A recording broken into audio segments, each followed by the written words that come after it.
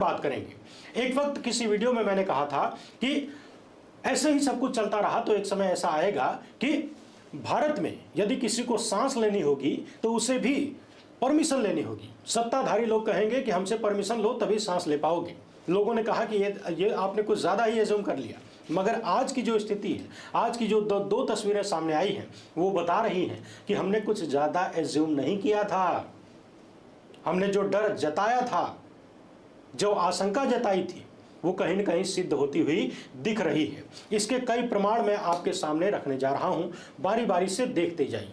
हमारे पीछे आप देख रहे हैं श्याम रंगीला का ट्विटर हैंडल खुला हुआ है। कल ही हमने एक वीडियो बनाया था कि कैसे श्याम रंगीला जैसे तमाम कैंडिडेट्स को वाराणसी की लोकसभा सीट से नामांकन करने नहीं दिया जा रहा है। पहले इन्होंने आरोप लगाया कि नामांकन पत्र ही नहीं दे रहे हैं, बाद में आरोप सामने आया कि ले नहीं रहे हैं, नामांकन करने नहीं दे रहे हैं। कल रात देर रात इनका नामांकन पूरा हुआ और आज ही रिजेक्ट हो गया। सिर्फ इन्हीं का नहीं, कईयों का रिजेक्ट हो गया। यानी कौन चुनाव लड़ेगा इसका फैसला चुनाव आयोग करेगा। समझने वाली बात यह है कि जब कागज आता है तो उसको जांच वगैरह किया जाता है। जांच इसलिए किया जाता है कि कोई गड़बड़ी ना हो। अगर गड़बड़ी है तो सुधार करने का मौका दो। मानवीय त्रुटि किसी भी से भी हो सकती है, मगर यहां तो आरोप है कि कुछ गड़बड़ी नहीं थी, फिर भी रिजेक्ट कर दिया गया। यानी कौन चुनाव लड़ेगा, लोकतंत्र में कौन चुनाव लड़ेगा कौन नहीं लड़ेगा, इसका फैसला मोदी सत्ता करेगी। क्या चुनाव आयोग किसके कंट्रोल में है ये बताने की जरूरत नहीं, कुछ भी छुपा हुआ नहीं है। अब तो साफ साफ कहने की जरूरत है कि चुनाव आयोग पूरी तरह से चुनाव आयोग बन गया है। लोग कह रहे हैं सोशल मीडिया पर, तमाम ऐसे आरोप लग रहे हैं। अगर ये चुनाव आयोग नहीं होता, सच में चुनाव आयोग होता, तो फिर नरेंद्र मोदी इस तरीके से झूठ नहीं बोल पाते और इस तरीके से दर्जनों कैंडिडेट्स के पर्चे रद्द नहीं कर दिए जाते। आप श्याम रंगीला की एक कहानी सुन लिए, इनके जैसे कई कैंडिडेट्स का पर्चा रद्द कर दिया गया है। दूसरी कहानी यह है कि आपको महिला पहलवान याद होंगी, उनके साथ कई पुरुष पहलवान भी थे जो आंदोलन कर रहे थे यौन शोषण के खिलाफ। भाजपा के सांसद ब्रजभूषण शरण सिंह के खिलाफ, जो कि नरेंद्र मोदी के बेहद करीबी हैं, उनके खिलाफ ये लोग कार्रवाई करने के लिए अपने लिए न्याय की मांग कर रहे थे, दिल्ली की सड़कों पर आंदोलन कर रहे थे। आज वो लोग दिल्ली में टिकट खरीद कर, बाकायदा टिकट खरीद के क्रिकेट देखने गए, उन्हें नहीं देखने दिया गया, रोक दिया गया। यानी जो मोदी सत्ता के खिलाफ है वो इस देश में क्रिकेट नहीं देख सकता, वो इस देश में चुनाव नहीं लड़ सकता। क्या ये लोकतंत्र है? क्या ये लोकतंत्र है? और नरेंद्र मोदी क्या इसे ही ट्रेलर बता रहे थे? कह रहे थे कि 2024 के बाद पूरी पिक्चर दिखाएंगे। जब ट्रेलर इतना खतरनाक है तो फिर पिक्चर कैसी होगी, क्या आप कल्पना भी कर सकते हैं? जब ट्रेलर इतना खराब है तो पिक्चर का हाल क्या होगा? आइए सबसे पहले सुन लेते हैं कि श्याम रंगीला के साथ क्या हुआ है, उन्हीं की जबानी सुनते हैं क्या कुछ हुआ। मगर उससे पहले एक अच्छी खबर, एक अच्छी तस्वीर, सुंदर तस्वीर आपको दिखाना चाहता हूं, देख लीजिए। आपके स्क्रीन पर ये पीला फूल पहने हुए जो शख्स दिख रहे हैं, ये हैं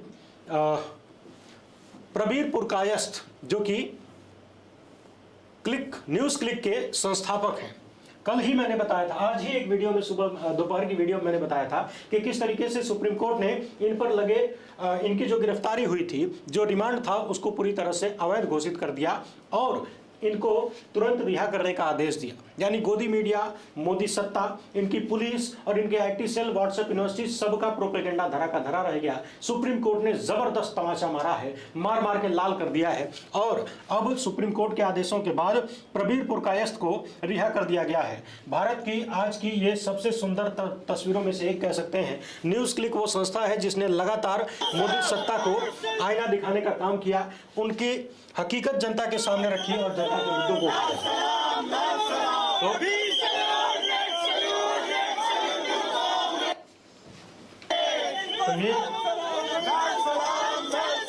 प्रबीर पुरकायस्थ से रिहा हो चुके हैं। पिछले कई महीने से, अक्टूबर नवंबर से इनको जेल में रखा गया था। आरोप लगाया गया था कि ये चीन से पैसा लेते हैं। इन लोगों ने चीन से चंदा लिया और भारत के खिलाफ प्रोपेगेंडा किया।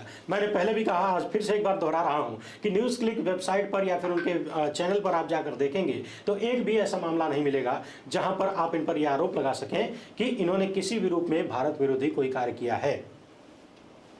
तो आइए अब चलते हैं श्याम रंगीला के मामले पर।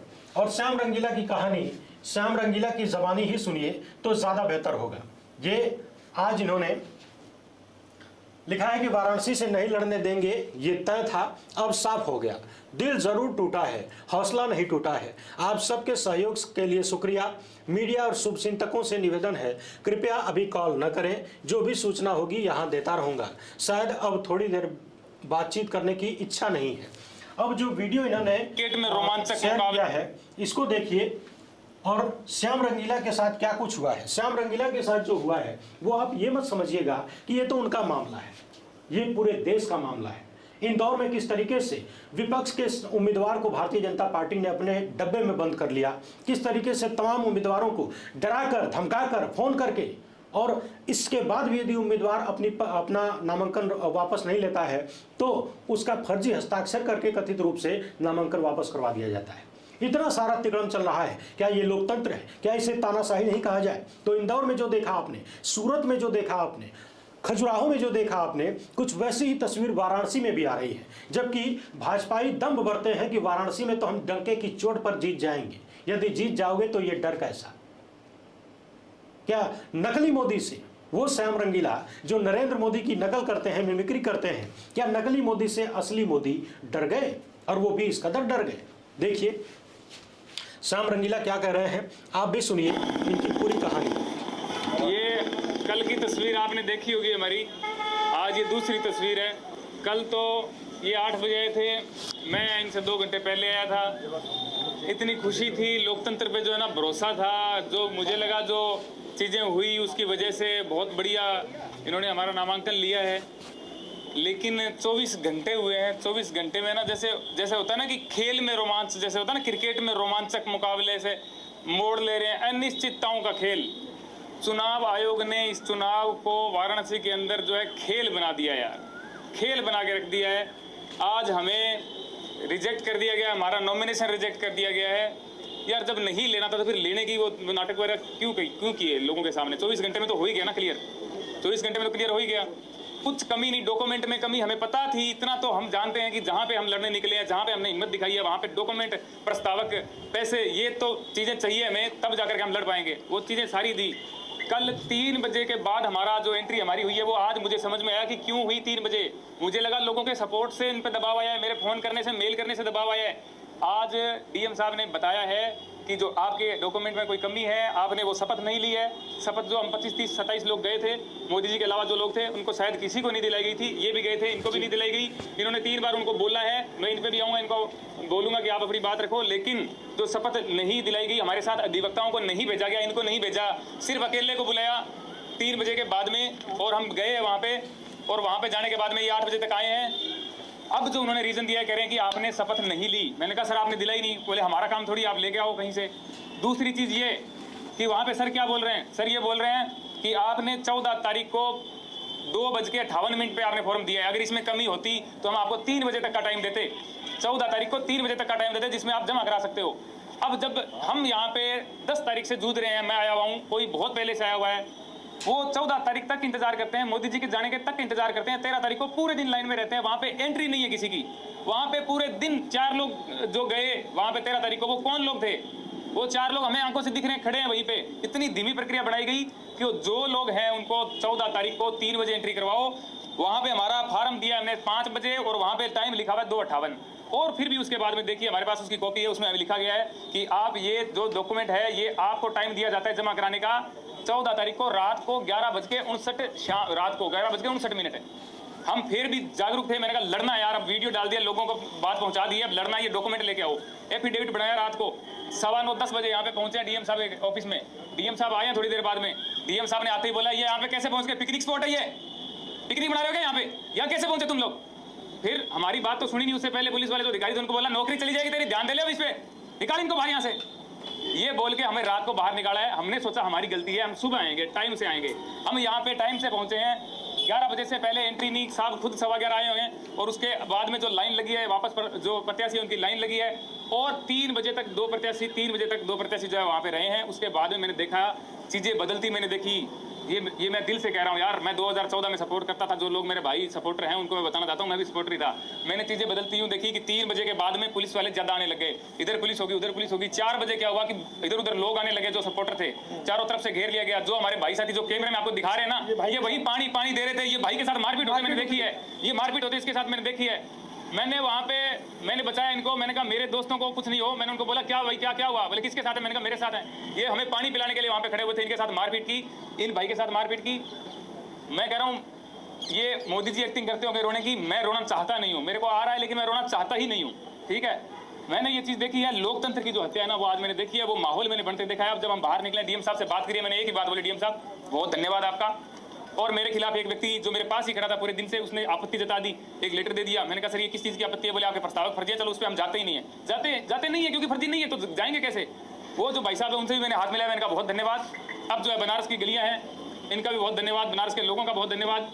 फिर भी लोकतंत्र मैं नहीं मानता हत्या हो गई, बचेगा लोकतंत्र है भारत में। भारत माता की जय। भाई साहब आप अपनी बात रखिए, मेरे से और रखी नहीं जाएगी यार। बिल्कुल खारिज हो गया, बिल्कुल स्पष्ट खारिज हो गया। हमारी जीत जो कल हुई थी वो आज हार हो गई, लेकिन हमारी हार में जीत इसलिए होगी कि जो हम यहाँ पे दिखाने आए थे वो हमने दिखाया है, लोगों को ये दिख गया है। ये आप ये देख सकते हैं, ये 2:58 इस पे टाइम दिया है। लोग कह रहे हैं ना, लोग कह रहे हैं कि आप चुनाव लड़ने निकले हो, आपको वोट नहीं मिलेंगे, 500 नहीं मिलेंगे, 1000 नहीं मिलेंगे। अरे हम जीतने नहीं निकले थे, ये दिखाने निकले थे, ये दिखाने निकले थे, ये दिखा रहे हैं आपको, ये दिखाने निकले थे हम, ये दिखा रहे हैं, ये सच्चाई दिखा रहे हैं आपको। आज मोदी जी के सिस्टम ने मोदी जी को हरा दिया है। शायद मोदी जी 5 लाख 6 लाख वोटों से जीत जाते। एक मिनट सुन लीजिए, इनको सुन लीजिए, महत्वपूर्ण बात है ये। शायद मोदी जी 5 लाख या 6 लाख वोटों से जीत जाते, लेकिन यहाँ के प्रशासन ने आज उनको पहले से ही हारा हुआ घोषित कर दिया है। पूरा तंत्र जिस तरीके से ये डिक्लेयर कर चुका है कि मोदी जी बुरी तरह चुनाव हार चुके हैं। जो मैं सोच करके आया था, जो मैंने सोचा था, ना तो वैसा हुआ, और जैसा हुआ वैसा मैंने सोचा नहीं था। मैंने सोचा था सिंपली नॉमिनेशन के बाद में लड़ेंगे, मुझे ये नहीं पता था नॉमिनेशन ही नहीं होगा। इसके लिए मैंने आवाज़ इतनी उठाई, लोगों को बताया, लोगों ने सपोर्ट किया, शेयर करने के बाद में इन्होंने 14 तारीख को 3 बजे के बाद में हमारे नॉमिनेशन लिए। मुझे बहुत खुशी हुई, मैंने वीडियो भी डाला, बनाया, खुशी जाहिर की, लोगों को भी बहुत खुशी हुई। मैंने उनका सपोर्ट देखा, मेरे साथ बहुत लोगों का सहयोग था। मैंने कहा था 1 तारीख को कि मैं चुनाव लड़ूंगा, मेरे पास फंड नहीं है, मेरे पास तन मन धन की मेरे को जरूरत पड़ेगी। लोगों के आज तक मेल आ रहे हैं मेरे पास, आज तक मैसेज आ रहे हैं कि आपने अकाउंट नंबर कभी भेजे नहीं, पब्लिक नहीं किए। मैंने कहा था, मेरे मन में थी, मैंने कहा नहीं, जिस दिन नामांकन होगा एकदम कन्फर्म हो जाएगा तब लोगों से पैसे मांगेंगे, पहले नहीं मांगेंगे। अपने खुद के खर्चे पे सब चीज़ें करके हम यहाँ पे आए हैं। लेकिन मुझे नहीं पता था नामांकन के टाइम इतनी बड़ी मजाक हमारे साथ की जाएगी। ये मेरे साथ मजाक नहीं है, ये पूरे देश के साथ मजाक है, लोकतंत्र के साथ मजाक है। ये जो लोग देख रहे हैं ना, उनके चेहरे पर तमाचा है। जो आपने बात बोली है ना कि नामांकन है होगा, जो सपोर्टर बोल रहे थे इनके कि चुनाव आयोग एकदम न्यूट्रल है, इनका श्याम रंगीला का हो जाएगा, जिस दिन हो गया उस दिन बोला था कि ये देखो हो गया, ये देखो रिजेक्ट हो गया। क्योंकि नॉमिनेशन मैंने ही करवाया था जो है। अब इसमें आप ये देख लीजिए जो है इनका ये जो है जो इनको चेकलिस्ट मिला है, इसमें किसी भी कॉलम में कोई कमी नहीं है। जो इसमें जो नीचे वाला कॉलम है, ये शपथ प्रतिज्ञान क्या लिया गया है, इसमें नहीं। शपथ जो मजिस्ट्रेट के सामने या रिटर्निंग अफसर के सामने जो लिया जाता है, उस शपथ लेने में क्या होता है कि जब कोई व्यक्ति जेल में होता है तो जेल अधीक्षक शपथ दिलवाता है। कोई कहीं पे बाहर है, उसका प्रस्तावक या उसका एजेंट आता है, अगर वो नॉमिनेशन करता है तो वो व्यक्ति जहाँ रहता है वहाँ पे जो है शपथ लेता है। लेकिन जो कैंडिडेट खुद नॉमिनेशन कर रहा है तो उसको शपथ दिलवाने का काम जो रिटर्निंग अफसर है या सहायक रिटर्निंग अफसर है उनका है। तो जो लोग 3 बजे के आसपास जो भी लोग गए हैं वहाँ पे अंदर, उसमें से किसी को शपथ नहीं दिलवाया, और जिनका पर्चा सही था इनके अलावा भी सिर्फ और सिर्फ इसी आधार पे कि आपने शपथ नहीं लिया इसलिए आपका पर्चा खारिज किया जाता है। आपको बता दें कि इंडियन कॉन्स्टिट्यूशन के आर्टिकल 84A में और जो रिप्रेजेंटेशन ऑफ पीपुल्स एक्ट है 1951 के इसके सेक्शन 36(2)A में प्रावधान है कि ये ओथ जो है ये रिटर्निंग अफसर या सहायक रिटर्निंग अफसर दिलवाएंगे। ये उनकी ड्यूटी थी। जब हम लोगों ने देखा, जब बाहर अधिवक्ताओं को किसी को अंदर नहीं जाने दिया, कहा कि केवल कैंडिडेट जाएंगे। जब हम बाहर देखे चेक लिस्ट में कि इसमें शपथ का नहीं है, हम तुरंत शपथ का प्रारूप तैयार करके तुरंत हम लोग यहाँ पर अंदर आए। सबसे पहले सहायक रिटर्निंग अफसर हम लोगों से मिले, उन्होंने कहा कि अब नहीं होगा शपथ, अब नहीं होगा, अब आप जाइए कल आइए। हमने कहा कि इसमें 11:59 आप लोग देख सकते हैं, 11:59 PM टाइम दिया हुआ है, 11:59 पर रात्रि में दिया हुआ टाइम। हमने कहा कि आपने टाइम दिया हुआ है, आप हमारा शपथ ले लीजिए, आपके यहाँ ही शपथ होना है, ये आपकी ड्यूटी थी। कहा नहीं लेंगे, डीएम साहब आ रहे हैं, आप बाहर इंतजार कर लीजिए। हम लोग इंतजार किए, 9:30 बजे के लगभग डीएम साहब 9:30-10 बजे के लगभग आए। जब हम लोगों को उन्होंने देखा तो कहा कि ये लोग यहाँ कैसे आ गए। इंस्पेक्टर थे, उनको डांटने लगे, तुम्हारी नौकरी चली जाए, ये तुम्हारी ड्यूटी है, तुम क्या कर रहे हो यहाँ पे, कैसे आ गए, इनको जल्दी बाहर करो। तो ये आप देख सकते हैं, एक तरफ तो नॉमिनेशन फार्म लेने के लिए सैकड़ों की तादाद में लाइन लगी रही, नॉमिनेशन फार्म नहीं लेने दिया गया। दूसरे तरफ नॉमिनेशन फार्म जब लोग लेने के लिए कतार में लाइन में थे, एक्ट में प्राविधान है कि आप जो है ऑनलाइन प्रिंट आउट निकाल करके भी नॉमिनेशन फार्म कर सकते हैं। तो नॉमिनेशन फार्म जब प्रत्याशी लेने के लिए गया तो पहली बार ऐसा हुआ कि इन्होंने नॉमिनेशन फार्म के बजाय ट्रेजरी चालान फार्म दिया। कहा कि आप पहले 10 प्रस्तावकों की सूची लाइए, उनका मोबाइल नंबर लाइए और ट्रेजरी चालान जमा करके आइए, तब आपको फार्म दिया जाएगा। ये इतिहास में, भारत के इतिहास में पहली बार ऐसा हुआ है। जब लोग प्रस्तावकों की सूची और मोबाइल नंबर दे दिए तो प्रस्तावकों को घर पर जाकर के धमकाया गया, उनको बैक किया गया, उनको प्रलोभन दिया गया, उनको मुकदमों की धमकी दी गई। प्रस्ताव सब चले गए पीछे, तमाम प्रत्याशियों को प्रस्तावकों को धमकाया गया। दूसरी बात, जब उनका प्रस्तावक का काम पूरा हो गया, फार्म का काम पूरा हो गया, ट्रेजरी चालान का फार्म पूरा हो गया, आप जो है ये समझ लीजिए कि 7 तारीख से लेकर के 14 तारीख तक मात्र 14 नामांकन हुआ। और जब लोगों ने लिखा पढ़ी किया, बवाल किया, धरना प्रदर्शन किया, तो आखिरी दिन दबाव में आकर के जब मोदी जी का नामांकन हो जाता है, उसके बाद 3 बजे बिना अधिवक्ताओं के ऐसे ही ले जा करके सबको घुसा दिया। और जब रात हो गई 7 बजे, 6 बजे, 7:30 बजे, सबको एक एक करके कि आपने शपथ प्रतिज्ञान नहीं लिया है, यह कह करके लिख कर भेज दिया। किसी को कहा कि आप 11 बजे रात को दीजिए, किसी को कहा कि आप 9 बजे तक दीजिए, और सभी लोग चले गए। और फिर जब हम लोग आए तो हमारा जो है शपथ प्रतिज्ञान का प्रक्रिया पूरा नहीं कराए।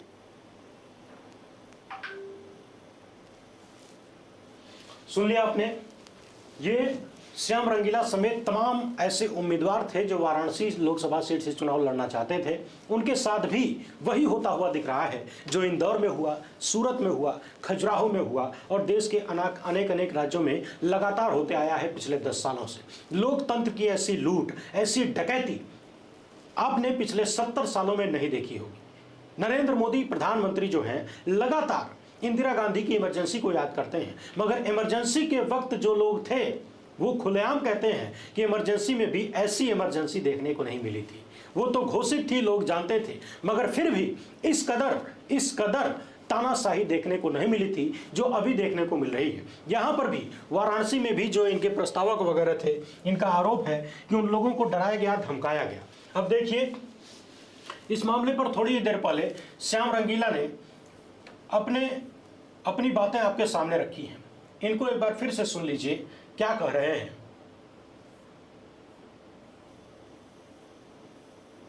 कि इनके साथ क्या कुछ हुआ है।